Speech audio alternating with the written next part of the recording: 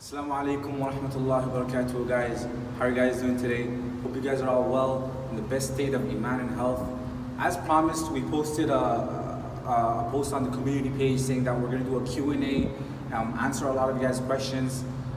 Before we start the Q&A, I just want to mention that I'm not a scholar or any religious type of figure, meaning like I'm only going to speak from my experience, from what I've been through in life. And there's a lot of questions I've seen that are like life related, but any question that's mas'ala or like anything that's like Islamic, like something you'd have to ask a scholar, you wouldn't really get an answer from me. It's best that you ask your local scholar. But inshallah, let's get with it. So the first question actually is from a brother or a sister, I'm not sure, but they want to revert to Islam. First of all, I want to congratulate you. Welcome to the family. And inshallah, if we don't meet in this world, inshallah, we will meet in Jannah when we all unite, inshallah. Anyway, so to get with it, the best way to convert, I really can't do anything over the video. What I'd recommend is you go visit your local scholar in the masjid, and you tell him your reason that you want to revert to Islam, and inshallah, he will assist you. And inshallah, I really hope this person that you go to gives you the best information about Islam. Like, because there's some people out there who will give you the wrong information. It's very important that you get the right information, and we really pray that you get the right information. Anyways, moving on to the second questions. How can you be a friend of Allah? How can you always remember Allah? How to deal with bad thoughts in Islam? How can you be a friend of Allah? So, how to be a friend of Allah? To be a friend of Allah, some people think like you have to go over and beyond, but our religion teaches us like simple things. First things first, you want to start off with the foundation. You want to start off with salah. So are you praying your salah 5 times a day? Are you praying them on time? Because it's really, really important. Like, I can't stress it enough. Like, praying your salah on time wherever you are. You might be at work, you might be at like school, wherever you are, but it's very, very, very important that you are praying your salah on time and actually praying your salah. Some scholars say that you can do, if you miss a salah, you can do qada, make it up, but that's like a fiqh issue, something that I wouldn't really be able to answer. I have my own opinions, and people have others have their own opinion as well. Anyways, but first of all, praying your salah. Second of all, praying your salah on time.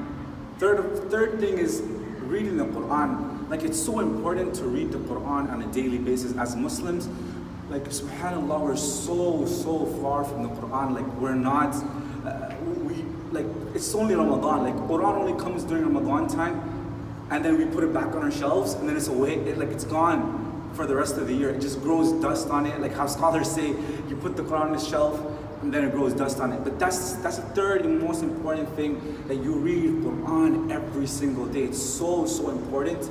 If you go to any scholar, they'll tell you the same. Salah and Quran, foundations. Foundation is very important.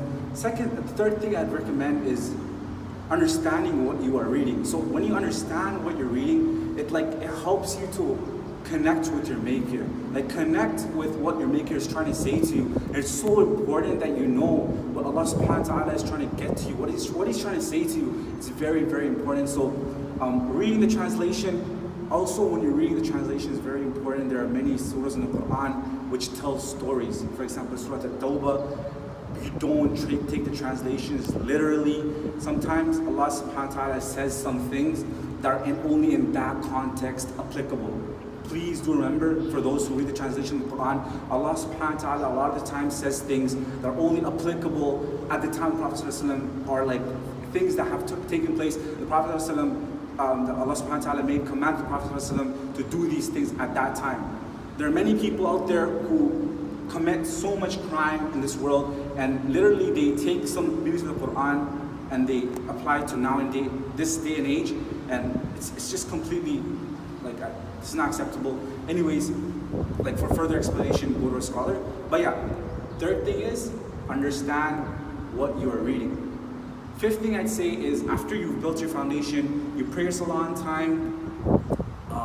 You're praying your salah, number one, and you're praying your salah on time. You're reading the Quran and you understand what you're reading. So for example, Surah Al-Falaq, Surah Al-Nas, understand what it means. برب الفلق. What does it mean? What is Allah trying to say? Understand what it means. So even the small surahs, like Inna A'tainaka al-Kawthar, like it's our favorite surah, like know what it means. So when you're just reading, you're not just saying Alhamdulillahi Rabbil Alameen. No. When you're saying Alhamdulillahi Rabbil Alameen, like all praise be to the Lord, the Most High, like and you can feel it. That's why the Sahaba, let me say something. That's why the Sahaba were so ahead of us. They were so ahead of the game. Nowadays, you know what? Our salah is just like a burden on us. Why? It's because literally, we look at salah as like, we don't understand what we're saying. It's like talking Chinese, like you don't even know, like, no offense to our Asian brothers and sisters, but it's just context of it. It's like talking any foreign language. Let's just say it like that. It's like talking any foreign language. You don't know what you're trying to say. But the third thing, like I said, it's very important that you learn how to, you understand what you're saying. Fourth thing I say is, after you've built that foundation, you move on and you start doing the sunnah. It's very important because every time Allah subhanahu wa ta'ala talks about following Him, every time Allah subhanahu wa ta'ala talks about following Him, Allah subhanahu wa ta'ala always says, follow His Prophet. Every time Allah subhanahu wa ta'ala brings His love, He brings His Prophet's love. The thing is, there are many brothers and sisters out there that just pray fard and then they forget about the sunnah salah. Oh, it's just sunnah, brother. It's just sunnah. Oh, wearing the kopi, whatever you want to call it, it's just sunnah, brother. Oh, wearing the thobe sometimes, it's just sunnah, brother. No, it's not just sunnah. You want to become a friend of Allah, you want to be loved by Allah, and use that term, it's just sunnah? No. That's not how it's going to work. You're going to have to start following sunnah. And like, you don't want to like force it upon yourself. You want to like really let it come as you build the foundation. There are many people who still don't even like pray yet. People who are still like, out there like, and they're still struggling to pray the 5 daily, just for the prayers on time. But yeah, slowly as time goes, build that foundation, read some Quran, and then start following the Sunnah of the Prophet ﷺ. Simple things like waking up in the morning. As soon as you get out in the morning, what did the Prophet ﷺ do? Some things he done was like wipe his eyes. He used to go like this, wipe his eyes, say the dua, Alhamdulillah alladhi ahyana ba'dama amatana wa ilayhi nushur. Our religion is so beautiful, my brothers and sisters. There's a dua for every single situation. Like everything we do, there's a dua with it. Waking up, going, like Allah subhanahu wa ta'ala rewards us for even sleeping. Before we go to sleep, if we have that intention that I'm going to wake up for Fajr Salah, while you're sleeping, you're getting rewards. That's that. So you want to make sure that you are slowly starting to follow the Sunnah of the Prophet ﷺ, because that is the way to Allah. There is some commandments that you have to follow. That is the way to, that is to stay Muslim. There are some scholars that say if you do not pray Salah, you're not even in the folds of Islam anymore. That's how serious Salah is. Brothers and sisters who are watching this and you don't pray Salah, take this as a wake-up call. If you're not praying Salah, some scholars say like if you miss Salah on purpose, you're not even Muslim. The difference between us and a kafir and the one that doesn't believe is praying Salah. So please, brothers and sisters, take heed. It's very important that you start praying your Salah. Pray your Salah. Pray. Like whatever you do, just pray your Salah on time. If you can. If you can't, something comes up. There are many things. We live in a really complicated world. So if there's something that come up and you can't pray on time, try to make it up. Or like try to just have like a little prayer mat with you and then go aside, wherever you are, just pray your Salah, pray your fard at least and get it done with. Just to say Muslim. And then Quran and then comes Sunnah. So try to follow as much Sunnah as possible. Start off with small Sunnahs. For example, I'd say, okay, with Salah wise, start praying your Sunnah of Fajr Salah. The Sunnah of Fajr Salah is so stressed. Like the Prophet ﷺ used to stress it, and he used to say it's better than everything. Like I don't want to quote unquote the hadith, but like overall the hadith is trying to say that it's better than whatever is in this world. Like it's better than anything that is in this world. So it's very important that you're praying the Fajr, the Sunnah of the Fajr Salah. Also, like sunnahs, like for example, going to the washroom, stepping in with your left foot, coming out, stepping in with your right foot. If you can like start knowing the du'as as well, like Allahumma, when going in, Allahumma inni a'udhu bika min al-khubuthi wal-khaba'ith.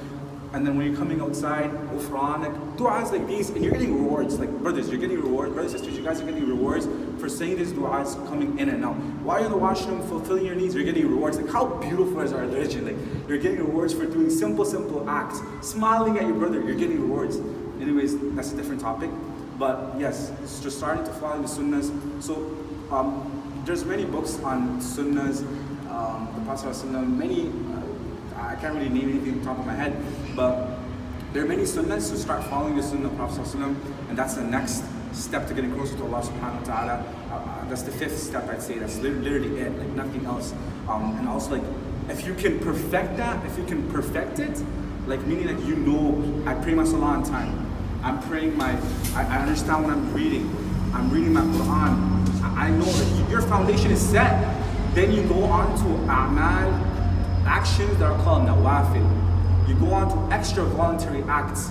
So sometimes, from what I heard from scholars is, how it works is sometimes we have like, we do a deed but it's not proper or it hasn't been done properly. So what that nawafil does is it comes and it covers it. Like it helps you out. It's like aid towards your regular amal. Anyways, it's gonna get complicated. I don't want to get any complicated with it. But if you want the explanation on nawafil, go to your local scholar. Anyways, so that's how to become. What was the question? How can you be a friend of Allah, and how can you always remember Allah? How can you always? That was answer to one question. How can you always remember Allah? How can you always remember Allah? The best way to remember Allah is through reading His book.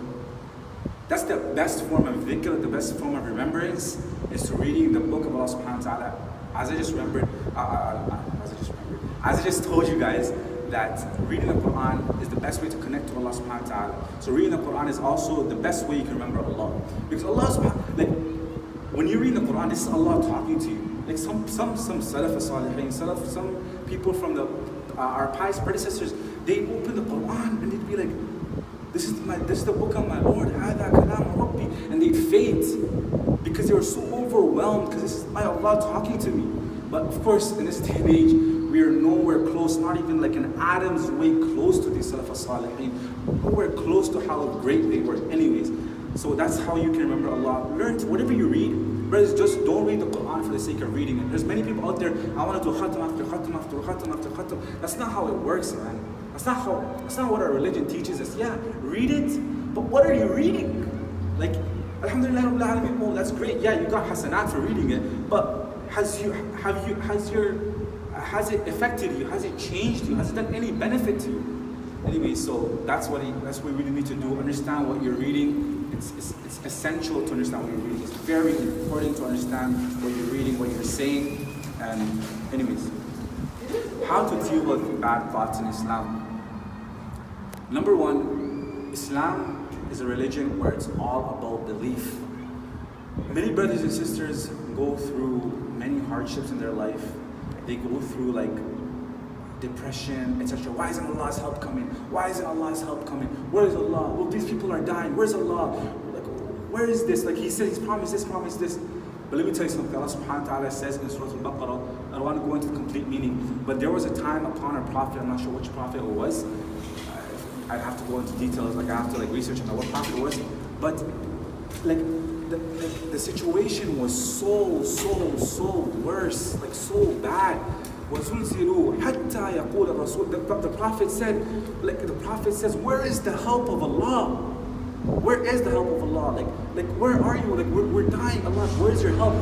So like this is not just you, brothers and sisters. Remember, the prophets went through double the hardships, and they never had bad thoughts on Allah. They always, whatever Allah is doing is for the best, because our religion is all about belief. We've never seen Allah.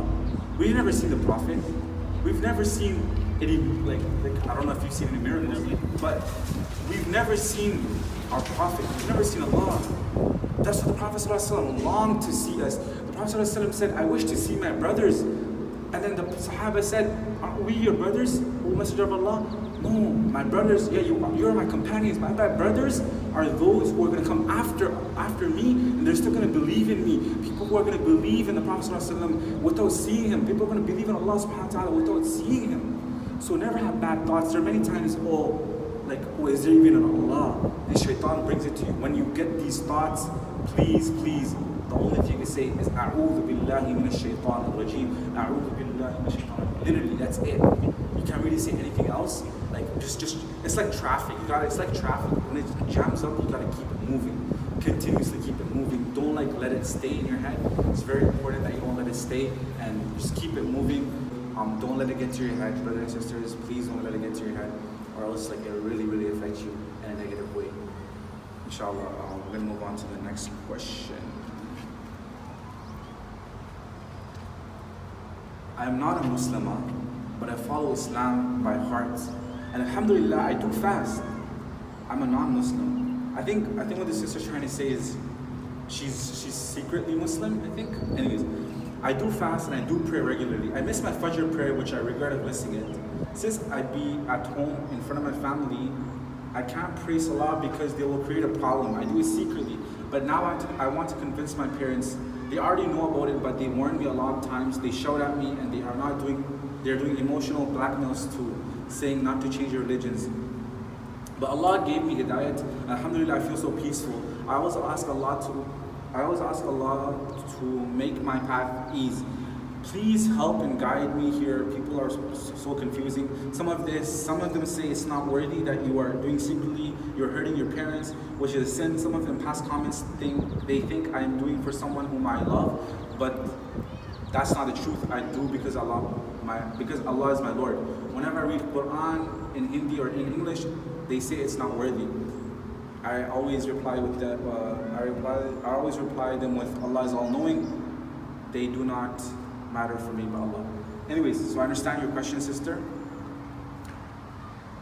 So how to approach this? Number one, I want to approach that factor of people saying that you're hurting your parents. The Prophet ﷺ, in our religion, it was advised that the Prophet ﷺ even said, if your parent is telling you to do kufr, to do shirk with Allah subhanahu wa ta'ala, even if that hurts them, you are allowed to do it. Number one. If it hurts your parents, if your parents are like, oh, I'm gonna kick you out of the house. Mus'ab ibn Umayr, he was one of the richest Sahabis. When he used to walk in the outskirts of Medina, like he used to have the best perfume, the best of clothes, the best of everything. But when he reverted to Islam, his family kicked him out, and he was just with like messed up clothing, etc., etc. It's pretty self-explanatory what happened to him. But like I'm giving an example. The Prophet ﷺ told us that if what our parents are doing is telling us to do shirk with Allah subhanahu wa ta'ala, you do not have to listen to them. You have to listen. So if your parent is telling you don't pray, you have to pray, because this is the command of Allah. The command of Allah always comes before the command of your parents. But even though Allah subhanahu wa ta'ala, when He says brings His obedience, He always brings the obedience of your parents as well, and being nice with your parents. Birrul walidain.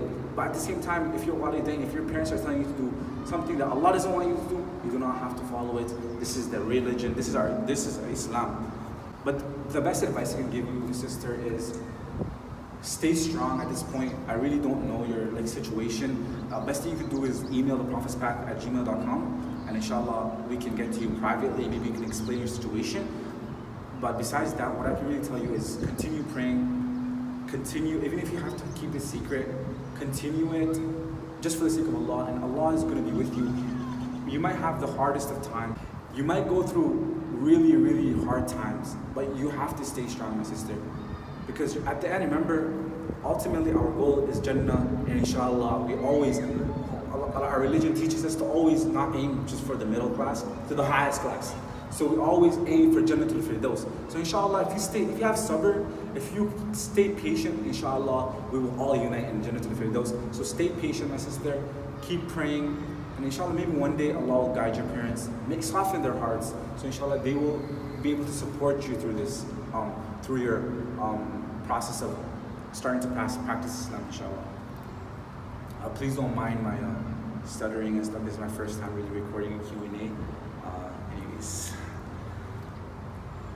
Oh, okay. So, third question. This is probably going to be the last question because this video is getting super long. My family says that I have to get married if I wish to move out of the house. The problem is that I don't want to be married because I don't want or need a man by my side. MashaAllah. I'm planning on graduating high school early and attending college at the brink of 16. I have it all planned out, and inshallah, Allah will grant it, inshallah. I mean, but overall, I want to finish college and move out, but my parents won't allow it. But my aunt thinks it's a great idea to pursue. I know that being single is allowed in Islam, but moving out without my parents' permission or dismay, I'm not sure how to go with it. May you please help me, and thank you for listening. Jazakallah khair, sister, for sending in your question. It's gonna be the last question. I'm very sorry, guys. But to start off with answering this question, it's a really complicated one, to be honest. I'd suggest after my advice, you discuss it with the scholar as well to know the Islamic rulings on what your parents are saying. But what I'm trying to, from my side, is I'm not sure what your cultural background is, but if you are anywhere from, like I'm from the South Asian background, and what they do is, as soon as kids become a certain age, women become a certain age, they try to marry them off. So 16, 17, 18. By 18 is like usually the lowest, and you're just like, their parents are just like, yeah, you guys have to get married off when my daughter's at home. You got all these rishtas, for those who don't understand, is like marriage proposals coming in. But sister, what I'd recommend is, I really don't know what to say much, but what I recommend is just going with your way. Because to be honest, like, if you don't want to get married, and this is one thing, marriage cannot be forced upon someone.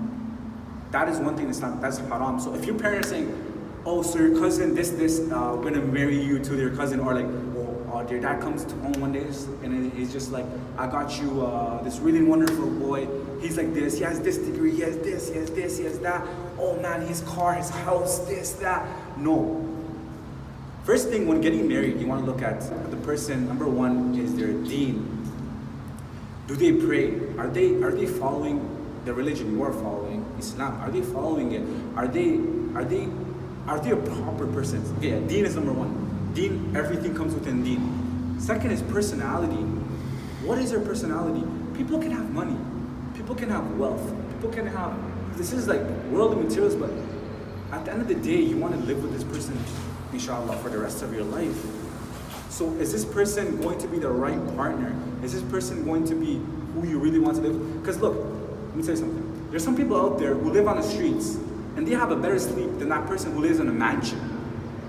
Because some people that are living in mansions, million dollar mansions, they have to take sleeping pills, subhanAllah, where some people are sleeping on the sewers and they have the most peaceful sleep because they have a peaceful heart. And that's very important, that the person that you're marrying has a good personality. They are kind towards you, they respect you. Because women these days are not respected. Men, like, especially in the subcontinent area, I don't want to blame a lot, like everybody, but some people even go to the worst of touching their woman in the wrong way. Like, that's the worst you can get. Like, that's something you do not want to do. So you want to make sure that person that you are going off to marry is a person who has good deen, who has good personality. And third thing I'd say is also what really matters is their family and their culture and their status in society. So what's their status in society? Are they respected amongst people? Are they low amongst society? Like, people don't like them? That also plays a big role on the person you are going to marry, and their culture as well. It's because status and culture, like, really, like, yeah, people say, oh, we should like mix and marry, but at the same time, like, you don't want like huge cultural gap, and then sometimes it causes family problems, etc., etc. I know this is not your question, but I'm just trying to give you some further advice moving on. But the answer to your question is literally, if your parents are trying to force marriage upon you, that is haram. They cannot force marriage upon you. Yes, they can give you offers, but if they're trying to force you to marry, tell your parents straight up, this is haram, you cannot force marriage upon me. Anyways, and then the fourth advice I'd say is also their financial condition. That plays a big role as well. Is this person, financial maturity, is this person even ready to get married? Sometimes people like, oh, I want my son to marry your daughter. Like, is your son or your daughter even ready for marriage, right? Parents sometimes know my son is this age, my daughter is this age, just because of their age, they're ready for marriage. No, many people are mentally not prepared for marriage. Many people are not even in that sense yet, like, well, I have to get married. And marriage is a huge responsibility. The guy has to take care of this woman, he has to fulfill all her rights, etc., etc. That's another topic for another video. But I really hope these 4 advice that I gave you, deen, character, family, status, and also financial conditions. Are they financially well? That really helped answer your questions, or like somehow answer your question. But if you need more further information, maybe just email us at theprophet'spath@gmail.com. But Jazakallah khair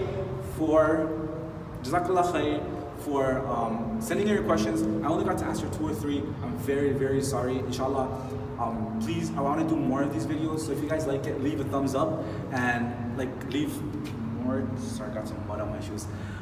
Leave some more comments down below in the video, and inshallah we will get to you with these topics. Try to keep them topics that are not really mas'ala based, Islamic, like things that are like more like life issues. Inshallah, I'll try to give you my best advice. I really hope, really like every advice I really gave is from my heart, from the bottom of my heart. Like nothing I just said just for the sake of saying it. But I really hope whatever I said, even though it might have not answered your question fully, I really hope it helped you in some way or the other. Jazakallah khair. Wait, before I end the video, as you guys know, the Prophet's Path Apparel says we sell merchandise. Inshallah, please do support us. We have our launch coming up. You guys really like this design. I remember this sold out in like 2 days. The Speak Good or Remain Silent t-shirts are coming out next week, Saturday, July 7th at 10 a.m. Eastern time. So remember to grab yourself a pair. These are going to be heat.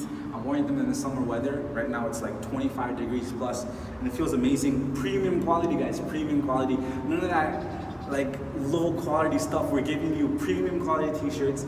They're gonna be going for, I believe, I'm not sure, I think it's $21.99 Canadian with free shipping. That's how we do it, free shipping. Premium quality, and also has like the Savio, our apparel logo on the background for minimal branding. Yeah, you call that minimal branding. Yeah. But inshallah, remember to grab yourself a pair. Remember to grab yourself a t-shirt. And sorry for I'm just getting mumbo jumbo right now. Remember to grab yourself a t-shirt and support the brand. Please do support our brand because we really need your support. You guys support H&M, Zara, all these brands. Guys, we're having big things coming for you with our brand. We're literally going to bring you H&M quality, Zara qualities, and H&M and Zara qualities down here. Inshallah, we're going to bring you some high quality stuff at great prices that you can rock. Don't worry, sisters, we got you as well. Next summer, by next summer, inshallah, we're going to have hijabs. Inshallah, maybe abayas, but hijabs for sure, scarves. Not hijab, that's not the proper term. Scarves. We're gonna have scarves for you guys. Brothers, we're gonna have t-shirts, more t-shirts coming soon, inshallah. Remember to support our brand, and inshallah, remember to comment, subscribe, and inshallah, I'll talk to you guys later. Assalamu alaikum wa rahmatullahi wa barakatuh.